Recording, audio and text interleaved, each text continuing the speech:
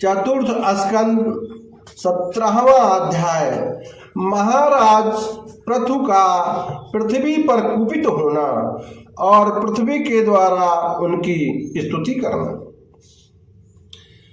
श्री मैत्रेय जी कहते हैं, इस प्रकार जब बंदी जन ने महाराज पृथु के गुण और कर्मों का बखान करके उनकी प्रशंसा की, तब उन्होंने भी उनकी बड़ाई करके तथा उन्हें मनचाही वस्तुएं देकर संतुष्ट किया। तब उन्होंने वेदवाणी चारों वर्णों, सेवकों, मंत्रियों, पुरोहितों, पूर्ववासियों, देशवासियों, भिन्न भिन्न व्यवसायियों तथा अनन्य अज्ञानवृत्तियों का भी सत्कार किया। विदुर जी ने पूछा, ब्राह्मण, पृथ्वी तो अनेक रूप धारण कर सकती है, उसने गौ का रूप ही क्यों धारण किया? और जब महाराज पृथु ने उसे दुहा तब बछड़ा कौन बना और दुहने का पात्र क्या हुआ? पृथ्वी देवी तो पहले स्वभाव से ही ऊंची नीची थी, उसे उन्होंने समतल किस प्रकार किया? और इंद्र उनके यज्ञ संबंधी घोड़े को क्यों हर ले गए? ब्रह्मज्ञानियों में श्रेष्ठ भगवान सनत कुमार जी से ज्ञान और विज्ञान प्राप्त करके हुए राजर्षि किस गति को प्राप्त हुए? रथ रूप से सर्वेश्वर भगवान श्री कृष्ण ने ही अवतार ग्रहण किया था, अतः पूर्ण कीर्ति श्री हरि के उस पृथु अवतार से संबंध रखने वाले जो और भी पवित्र चरित्र हो, वे सभी आप मुझसे कहिए। मैं आपका और श्री कृष्ण चंद्र का बड़ा अनुरक्त भक्त हूं, वे सभी आप मुझसे कहिए। मैं आपका अनुरक्त भक्त हूं।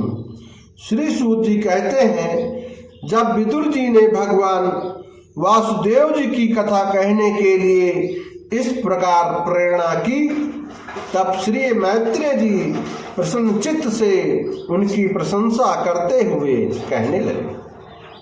श्री मैत्रेय जी ने कहा, विदुर जी, ब्राह्मणों ने महाराज पृथु का राज्याभिषेक करके उन्हें प्रजा का रक्षक उद्घोषित किया। इन दिनों पृथ्वी अन्नहीन हो गई, इसलिए भूख के कारण प्रजाजनों के शरीर सूख कर कांटे हो गए थे। उन्होंने अपने स्वामी पृथु के पास आकर कहा, राजन, जिस प्रकार कोटर में सुलगती हुई आग से पेड़ जल जाता है, उसी प्रकार हम पेट की भीषण ज्वाला से जले जा रहे हैं।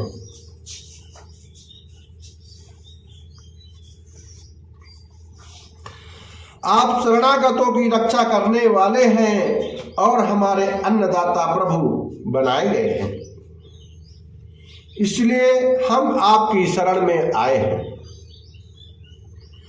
आप समस्त लोगों की रक्षा करने वाले हैं, आप ही हमारी जीविका के स्वामी हैं।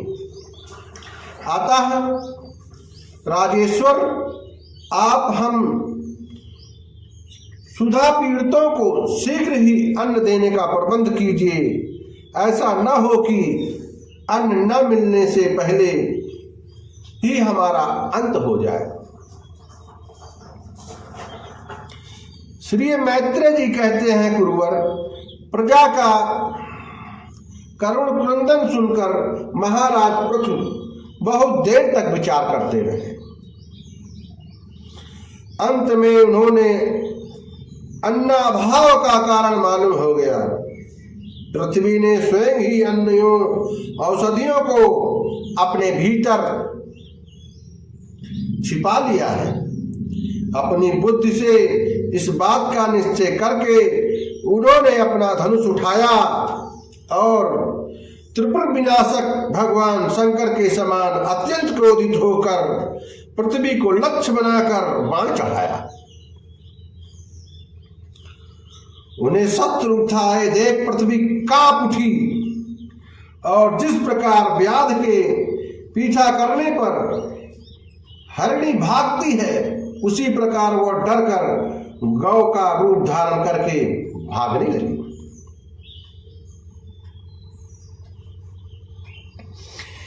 यह देखकर महाराज पृथु की आंखें क्रोध से लाल हो गईं। वे जहां जहां पृथ्वी गई वहां वहां धनुष पर बाण चढ़ाए उसके पीछे लगे रहे। दिशा विदिशा स्वर्ग पृथ्वी और अंतरिक्ष में जहां जहां भी वो दौड़ कर जाती वहीं उसे महाराज पृथु हथियार उठाए अपने पीछे दिखाई देते। जिस प्रकार मनुष्य को मृत्यु से कोई नहीं बचा सकता उसी प्रकार उसे त्रिलोकी के वेन पुत्र पृथु से बचाने वाला कोई भी न मिला। तब वह अत्यंत भयभीत होकर दुखित चित्त से पीछे की ओर लौटी और महाभाग पृथु से कहने लगी, धर्म के तत्व को जानने वाले शरणागत वत्सल राजन, आप तो सभी प्राणियों की रक्षा करने में तत्पर हैं, आप मेरी भी रक्षा कीजिए। मैं अत्यंत दीन और निरपराध हूं, आप मुझे क्यों मारना चाहते हैं? इसके सिवा आप तो धर्मक माने जाते हैं, फिर मुझ स्त्री का वध आप कैसे कर सकेंगे? इसके सिवा आप तो स्त्रियों को कोई अपराध करे तो साधारण जीव भी उन पर हाथ नहीं उठाते, फिर आप जैसे करुणामय और दीन वत्सल तो ऐसा कर ही कैसे सकते हैं? मैं तो एक सुदृढ़ नौका के समान हूं, सारा जगत मेरे ही आधार पर स्थित है।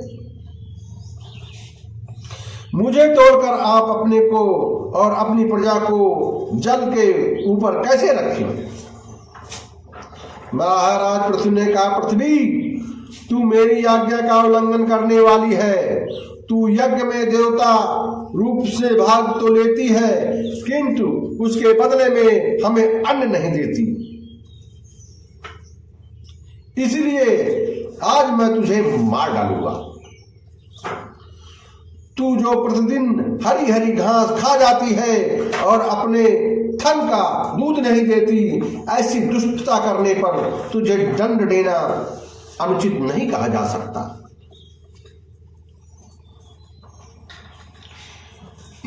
तो ना समझ है, तूने पूर्व काल में ब्रह्मा जी के उत्पन्न किए हुए अन्नादि के बीजों को अपने में लीन कर लिया है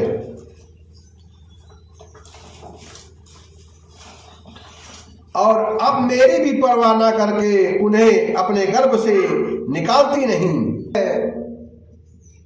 अपने बाणों से तुझे छिन्न भिन्न कर तेरे मेदे से इन क्षुताधुर और दीन प्रजाजनों का करुण क्रंदन शांत करूंगा।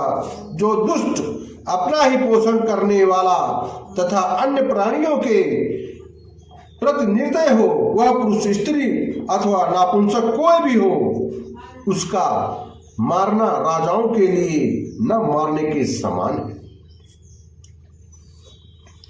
तू बड़ी गर्वीली और मदोन्मत्ता है। इस समय माया से ही यह गौ का रूप बनाए हुए है। मैं बाणों से तेरे टुकड़े टुकड़े करके अपने योग बल से प्रजा को धारण करूंगा। इस समय महाराज पृथु काल की भांति क्रोधमयी मूर्ति धारण किए हुए थे। उनके ये सब सुनकर धरती कांपने लगी और उसने अत्यंत विनीत भाव से हाथ जोड़कर कहा। पृथ्वी ने कहा, आप साक्षात परम पुरुष हैं तथा अपनी माया से अनेक प्रकार के शरीर धारण कर गुणमय जान पड़ते हैं। अब वास्तव में आत्मानुभाव के द्वारा आप अधिमूर्त अध्यात्म और आदि देव संबंधी अभिमान और उससे उत्पन्न हुए राग द्वेषादि से सर्वथा रहित हैं, मैं आपको बार बार नमस्कार करती हूँ। आप संपूर्ण जगत के विधाता हैं। आपने ही यह त्रिगुणात्मक सृष्टि रची है और मुझे समस्त जीवों का आश्रय बनाया है। आप सर्वथा स्वतंत्र हैं प्रभु। जब आप ही अस्त्र शस्त्र लेकर मुझे मारने को तैयार हो गए, तब मैं और किसकी शरण में जाऊं? कल के आरंभ में आपने अपने आश्रित रहने वाली अनिर्वचनीय माया से ही इस प्रकार चराचर जगत की रचना की थी और उस माया के ही द्वारा आप इसका पालन करने के लिए आप एक होकर भी माया बस अनेक रूप जान पड़ते हैं तथा आपने स्वयं ब्रह्मा को रचकर उनसे विश्व की रचना कराई है। आप साक्षात सर्वेश्वर हैं। आपकी लीलाओं को अजितेंद्रिय लोग कैसे जान सकते हैं? उनकी बुद्धि तो आपकी दुर्जय माया से विक्षिप्त हो रही है। आप ही पंचभूत इंद्रिय, उनके अधिष्ठान देवता, बुद्धि और अहंकार रूप अपनी शक्तियों के द्वारा क्रमशः जगत की उत्पत्ति, स्थिति और संहार करते हैं। भिन्न भिन्न कार्यों के लिए समय समय पर आपकी शक्तियों का आविर्भाव तिरोभाव हुआ करता है। आप साक्षात परम पुरुष और जगत विधाता हैं। आपको मेरा नमस्कार है। अजन्मा प्रभो, आप ही अपने रचे हुए भूत, इंद्रिय और अंतःकरण रूप जगत की स्थिति के लिए आविर्भाव रूप होकर मुझे रसातल से जल के बाहर लाए थे। इस प्रकार एक बार तो मेरा उद्धार करके आपने धराधर नाम पाया था। आज वही आप वीर मूर्ति से जल के ऊपर नौका के समान स्थित मेरे ही आश्रय रहने वाली प्रजा की रक्षा करने के अभिप्राय से पहले पहले बाण चढ़ाकर दूध न देने के अपराध से मुझे मारना चाहते हैं। इस त्रिगुणात्मक सृष्टि की रचना करने वाली आपकी माया से मेरे जैसे साधारण जीवों के चित्त मोहग्रस्त हो रहे हैं। मुझ जैसे लोग तो आपके भक्त की लीलाओं का भी आशय नहीं समझ सकते। फिर आपकी किसी क्रिया का उद्देश्य न समझे तो इसमें आश्रय की क्या है? अतः जो इंद्रिय संयमक आदि के द्वारा विरोचित यज्ञ का विस्तार करते हैं, ऐसे आपके भक्त को भी नमस्कार है। चतुर्थ स्कंद 17वां अध्याय समाप्त। ओम श्री कृष्ण गोविंद हरे मुरारे, हे नाथ नारायण वासुदेवाय। ओम कृष्णाय वासुदेवाय हरे परमात्मने प्रणतः क्लेश नाशाय गोविंदाय नमो नमः।